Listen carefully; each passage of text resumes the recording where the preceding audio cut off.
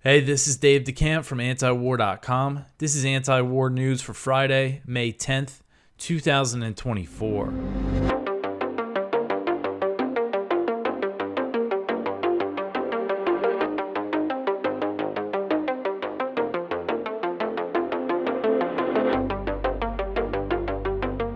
All right, the first story at the top of antiwar.com today. Israel has enough weapons for Rafah operation. So the Israeli military said on Thursday that it has enough munitions for its planned operation in Rafah. And these comments came a day after President Biden said that he would withhold the shipment of heavy bombs to Israel if it proceeds with a major attack on the city's population centers. So Israeli Defense Forces spokesman Daniel Hagari said, quote, "The IDF has armaments for the mission it is planning, including missions in Rafah. We have what we need," end quote.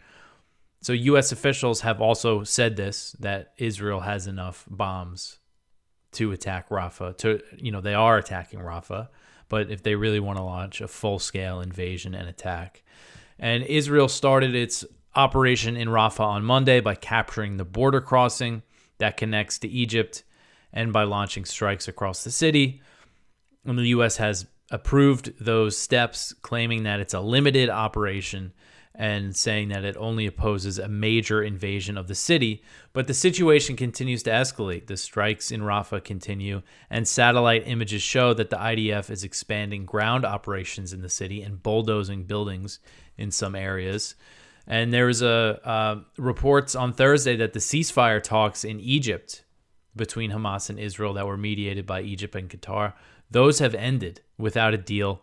And an Israeli official told Reuters that Israel will now proceed with its Rafah operation as planned. So all sorts of signs here that they are going to go through with a much bigger invasion. And it's clear what Biden said is too little, too late. And the city, the risk here is there's over 1 million civilians, something like 1.3, 1.4 million civilians in this city, including 600,000 kids. And they have no safe place to go. And Israel's already, closed off the border crossing. That the Rafah border crossing is still closed. As far as I could figure out on Thursday, it still didn't seem like aid was coming in through the Kerem Shalom crossing. So the aid is still cut off. And another thing that the U.S. said on Thursday was that a major Israeli operation would not defeat Hamas. And this reflects the overall U.S. position that Netanyahu's goal of eradicating Hamas is unrealistic. John Kirby, the National Security Council spokesman, said, quote, "Smashing into Rafah, in his view, will not advance that objective," end quote. And he was referring to Biden there. So while we did see Biden threaten to withhold certain munitions if Israel launches a full-scale invasion of Rafah, he has also pledged that the U.S. would ultimately continue to support Israel. He said, quote, "We're going to continue to make sure Israel is secure in terms of Iron Dome and their ability to respond to attacks that came out of the Middle East recently," end quote. So other U.S. officials have pledged that Israel will receive all of the $17 billion in military aid that was recently approved by Congress. The State Department said they're going to get every penny of that. So, again, he's threatening to withhold specific things for Rafah. Netanyahu's thinking could just be, all right, I'll deal with the consequences later. They're not threatening to fundamentally change the U.S.-Israel relationship. He could probably just deal with the fallout. And this has really gotten all the Republicans worked up, saying Biden has abandoned Israel and all this. So, we have a big election coming up. If a Republican comes in, they're probably going to be running the campaign on, when it comes to this issue, on this idea that Biden is again, abandoned Israel, when that's just not the case at all. And Israeli officials are very, very angry about this. Netanyahu appeared to respond to Biden on Thursday and said that Israel would stand alone if necessary. He said, quote, "If we need to stand alone, we will stand alone.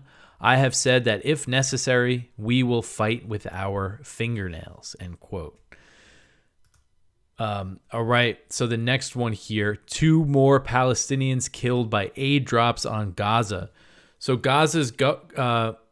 so 2 more Palestinians were killed by airdrops of aid in Gaza this week when a parachute failed and a pallet smashed into a warehouse, prompting the head of Gaza's government media office to renew his call for an end to the practice. Several countries, including the U.S., Jordan, and the U.K., I believe maybe France as well, they've been dropping pallets of aid on Gaza as Israel is restricting humanitarian assistance through border crossings. And according to Gaza's media office, at least 21 Palestinians have been killed during aid drops, including 12 who drowned while trying to retrieve aid that went into the sea, 8 who were killed by falling pallets or were stampeded by people desperately running to these pallets, and 1 who was shot by Israeli forces while trying to recover aid from one of these pallets. And I believe a video came out of that. And last month, one example I remembered that just was very sad. There was a 13-year-old Palestinian boy who survived an Israeli airstrike in November that killed a lot of his family. And then in April, he was killed by an airdrop. Something hit him in the head, and he passed out, or maybe died then. And then people, there was like a rush to the pallets. So the head of Gaza's media office said, quote, "We reiterate that airdrops pose a real danger to the lives of citizens and do not provide a real solution to alleviate the food crisis plaguing northern Gaza. We call for an immediate halt to the delivery of aid in this ineffective and erroneous manner, and we call for the full activation of the land crossings to deliver humanitarian aid to northern Gaza," end quote. So the U.S. began these aid drops, and they built this $320 million pier off the coast of Gaza instead of pressuring Israel to allow more deliveries through the border crossings, which is much more efficient. I mean, it's completely absurd that they're doing these things when they could be doing that.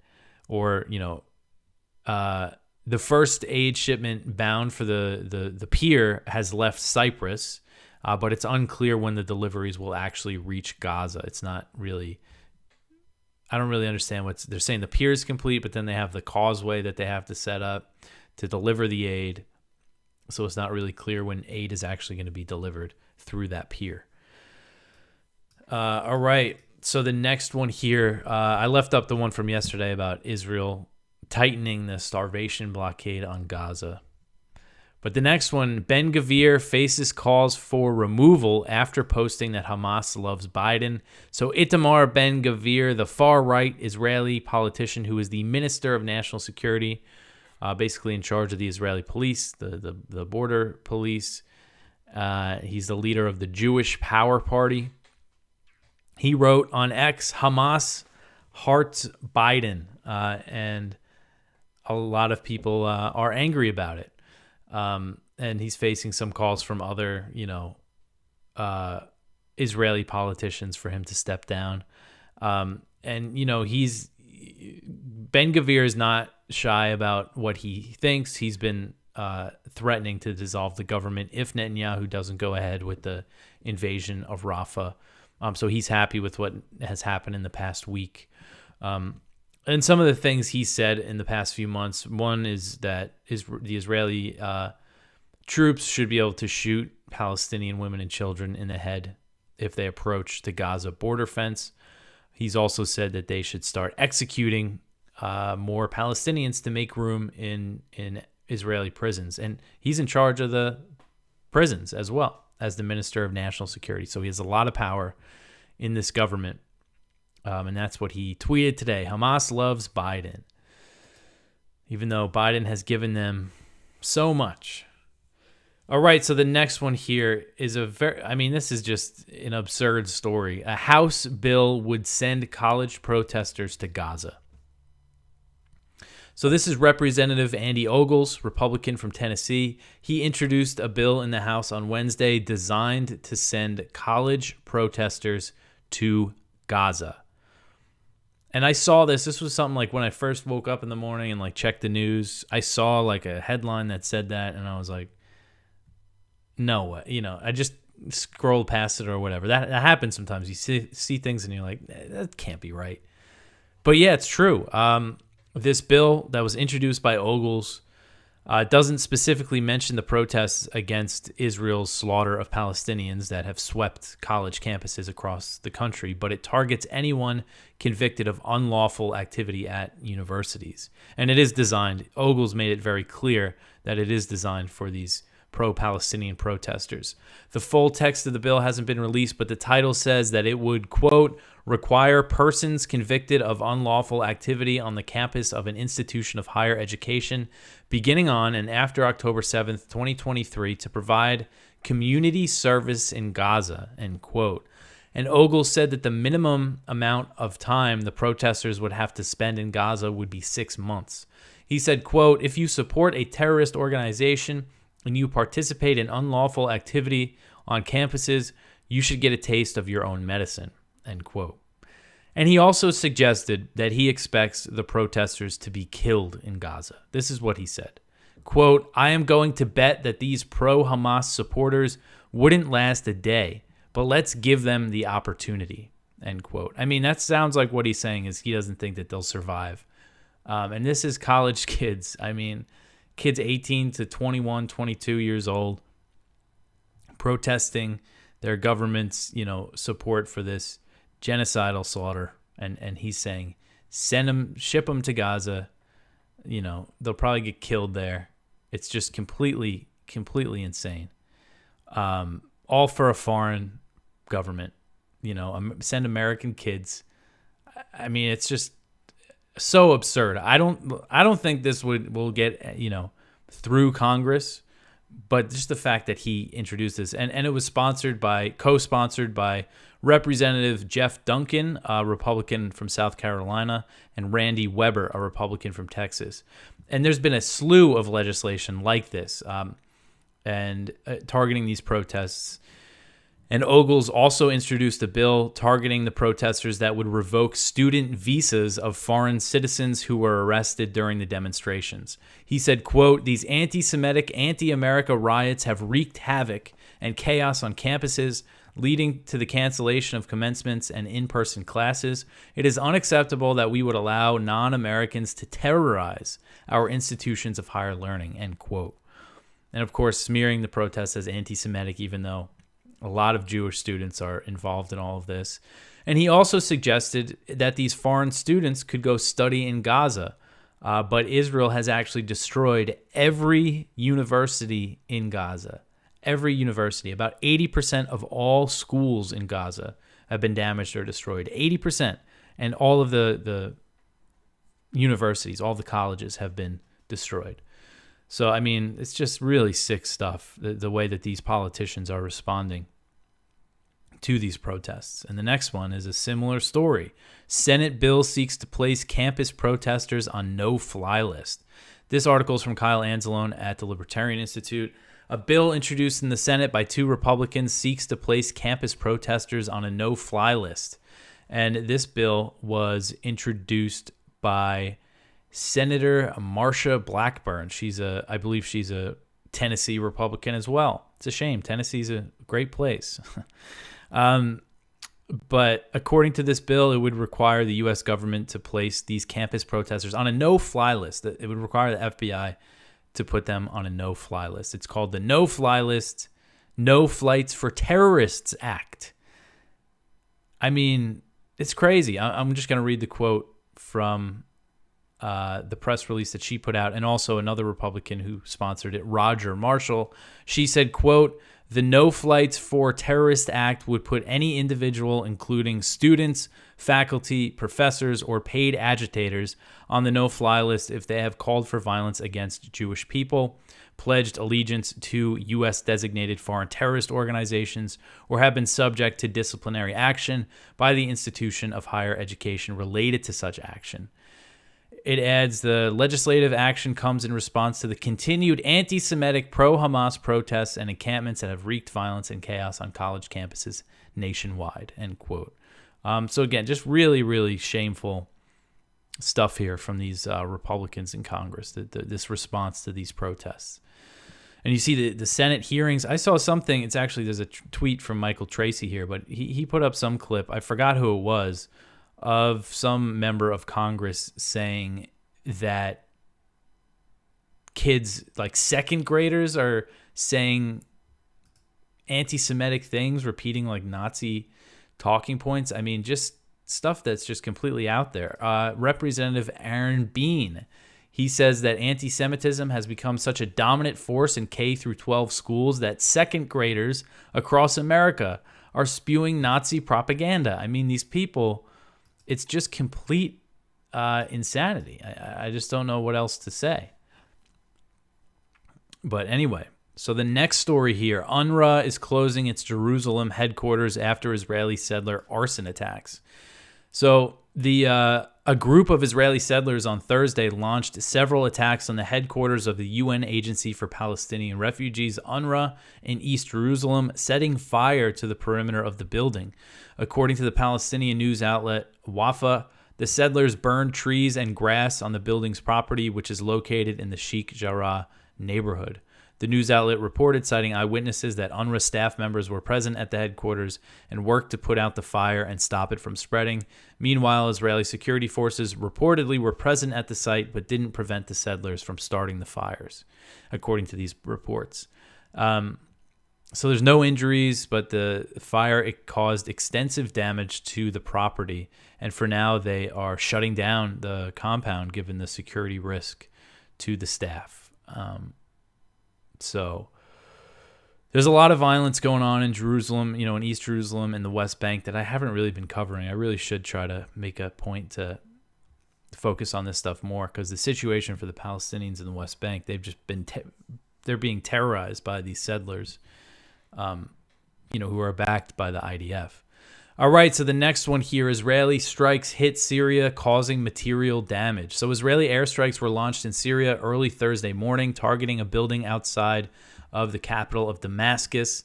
According to Syria's news agency, Sana, there was no casualties, but material damage was reported. And so this is the second round of Israeli airstrikes in Syria within a week. On May 2nd, Israeli strikes wounded 8 Syrian soldiers in Damascus. And those were the first Israeli airstrikes since April 1st, when they bombed the Iranian consulate in Syria. So there was kind of a lull there. But now it seems like they're kind of starting this back up again. And Israel's been doing this for years. Years before October 7th, they've been bombing Israel pretty frequently, and they really ramped things up after October 7th. They killed several Iranians before they even bombed the consulate, so there's always a risk of escalation there. They bombed the consulate, which was a huge escalation, just a brazen attack on a diplomatic facility, killed a very senior Iranian general, provoked the Iranian attacks on their territory. So again, I think this is a sign that we might start seeing more regular Israeli airstrikes in Syria again. And a lot of times when they do kill an Iranian, a member of the IRGC, a lower level, Iran kind of downplays this stuff and keeps it quiet. But I think a big question now is, if they do kill an Iranian, are we in kind of a different stage of this thing? Like, will Iran respond to even if they kill like a lower level IRGC member or something?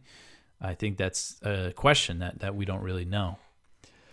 All right, so the next one here, Israeli drone strike kills 4 Hezbollah members in South Lebanon. This one is from Jason Ditz. So Israel continued its attacks on southern Lebanon, targeting a vehicle traveling in the village of Baf Lihe with a drone, killing 4 Hezbollah members. The drone attack started a fire, which locals are still struggling to extinguish. So Hezbollah issued a statement confirming the death of 3 of its fighters. Israel saying that they killed 4, I guess. And then actually, so Hezbollah put out the statement that 3 fighters were killed, and then Lebanese government officials confirmed that all 4 deaths were Hezbollah members. And there's been a lot of deaths lately, it seems like, on the Lebanon side of the border, just in the past few days. All right, so the next one here, U.S. warship transits the Taiwan Strait. So the Chinese military said that it monitored the transit of a U.S. Navy destroyer that sailed through the Taiwan Strait on Wednesday, which came as the U.S. and the Philippines are conducting major drills in the region. So Colonel Li Shi, spokesman for the Chinese military's Eastern Theater Command, condemned the USS Halsey's transit and said Chinese air and naval forces monitored the ship throughout the entire process. Li said, quote, "Troops in the theater remain on high alert at all times and resolutely safeguard national sovereignty and security as well as regional peace and stability," end quote. So the U.S. frequently sails warships through the Taiwan Strait, and it frames these as routine transits, even though it is highly provocative toward Beijing. The U.S. Navy's 7th Fleet, which is based in Japan, said that the USS Halsey, quote, "conducted a routine Taiwan Strait transit on May 8th through waters where high seas freedoms of navigation and overflight apply in accordance with international law," end quote. So the last time the U.S. sent a warship through the Taiwan Strait was on March 5th. On April 16th, the U.S. sent a reconnaissance plane over the Taiwan Strait, which happens less frequently than the warships. So again, this comes as the U.S. and the Philippines are conducting their annual Balikatan military exercises, which have included drills in the Batanes, which is the Philippines' northernmost islands. And they're doing this really to simulate a potential conflict over Taiwan. And U.S. Marines deployed to the northernmost island of the Batanes, the northernmost Philippine territory, which is only 88 miles south of Taiwan, so not very far. And the U.S.-Philippine exercises have also included drills in the South China Sea, where, of course, tensions are very high between the Philippines and China. And the U.S. has got itself very involved in that maritime dispute. And the next one here, China frustrated with the Philippines over the South China Sea dispute. So this article is from the South China Morning Post. And it says, Beijing's threat to publish recordings of a phone conversation with a Philippine military official about a deal over a disputed territory in the South China Sea is an unusual expression of frustration and could add to frictions with Manila, according to observers. So what this is saying basically is that China said that there was a phone call between Chinese and Philippine officials and that they made some kind of agreement, a new model in handling resupply missions to the Second Thomas Shoal, which is the Philippine-occupied reef that is claimed by both sides, and the Philippines has a grounded warship there that it tries to resupply, and China usually blocks the resupply missions. But anyway, apparently they had a new arrangement, and the Philippines is saying no, saying that the Chinese are lying about that. So now China is saying, well, we'll release the recording, and it's just kind of interesting the frustration that you see from China. Like there's not really any sign here that diplomacy is working out, which is concerning because that means things could escalate. So I just thought this was an interesting story. All right, so the next one here, the last story for today, the last news story of the week for us. Ukraine's parliament passes a bill to crack down on draft evaders. So on Thursday, Ukraine's parliament voted to crack down on draft evaders, the latest step in a slew of legislation aimed at increasing mobilization as Ukraine is facing significant manpower shortages. So the bill will significantly increase fines for Ukrainians looking to avoid being forced to fight Russian forces. The new legislation comes a day after the parliament approved a plan to allow prisoners to join the military, including murderers, as long as they've only killed one person. You kill two people, that's too many. So a Ukrainian MP said that the new bill will raise the maximum fines for people trying to avoid the draft from $13 to $218. The maximum fine for people who have repeatedly violated mobilization laws will increase to $5,200. And according to Reuters, the average monthly wage in Ukraine is about $560. So compare that to a $5,000 fine. That's pretty hefty. And this bill needs to be signed by Zelensky to become law. And so Zelensky signed a new mobilization law last month, and that's going to come into force on May 18th. And that law drops the age of eligible conscripts for mobilization from 27 to 25. And it requires men ages 18 to 60 to register in this new database, and that includes Ukrainians living abroad. That's why they're canceling the consular services for them and until they register in this database. So this is all just part of that effort, and there's been lots of legislation. And the question is, are they going to be able to mobilize, a decent force here? And a lot of Ukrainians, war fatigue has really set in. I've just seen a lot of stories of ordinary Ukrainians saying they don't want to fight. They don't trust their government. They say it's corrupt, and they don't want to be forced to go into, the meat grinder in eastern Ukraine on these front lines that are just collapsing. And Russia just has been continuously making gains here. All right, so that is it for the news. Go check out our Viewpoints. We have one from Rick Sterling. The New York Times ignites China doping controversy leading into the Olympics. One from Norman Solomon. War culture hates the ethical passion of the young. One from Kelly Vlahos. Mark Milley throws U.S. military under the bus for Israel. One from Elizabeth Voss. Enforcing silence on genocide. And one from James Carden. Which way GOP? Go check out our blog and all this other stuff we got posted on the page. Always lots of content. If you can help us out with our fundraiser, antiwar.com/donate. I appreciate everyone who has chipped in so far. You could also support us by sharing this show, telling your friends about antiwar.com, like, subscribe, comment, all that stuff I really appreciate. I hope everyone has a good weekend. I'll be back in a few days. Thanks for listening.